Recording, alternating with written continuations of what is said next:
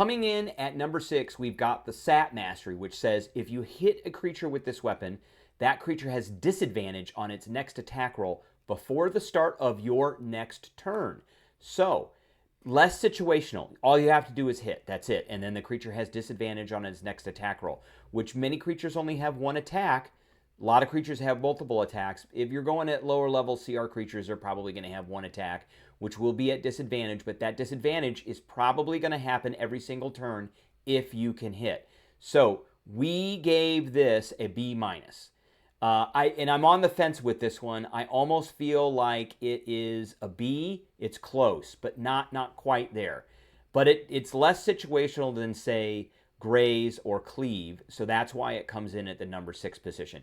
So we have a number of weapons that do have the Sap Mastery. Some of them to me make sense, some of them don't. I think of Sap as hitting the target creature and then they're kind of dazed a bit, which gives them, they're off balance and then they can't hit as well, so they get disadvantage. All right, so the first one we've got is the Mace.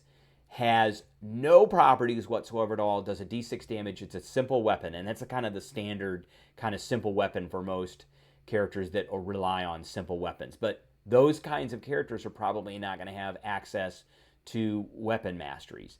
The second one that we've got is the Spear, which does a d6 piercing damage. You can throw it. It's versatile, which means you can use 2 hands, and it has sap. So again, another simple weapon that has some range with it.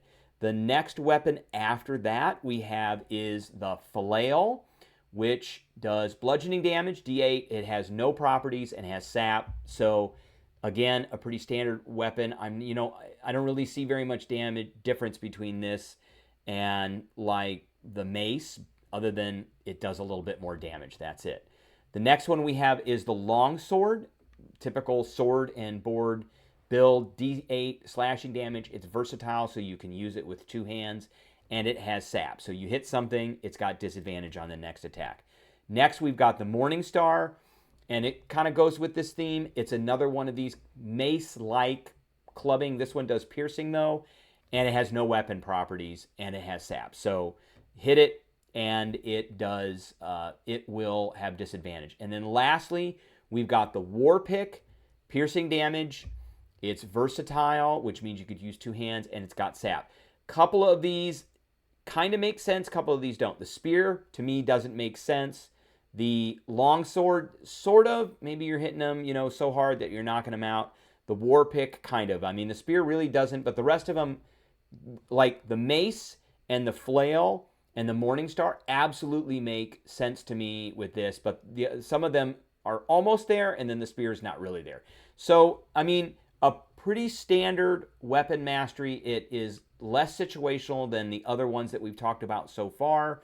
It will come up every round if you hit, and you will notice the difference if an enemy has disadvantage on almost all of its attacks.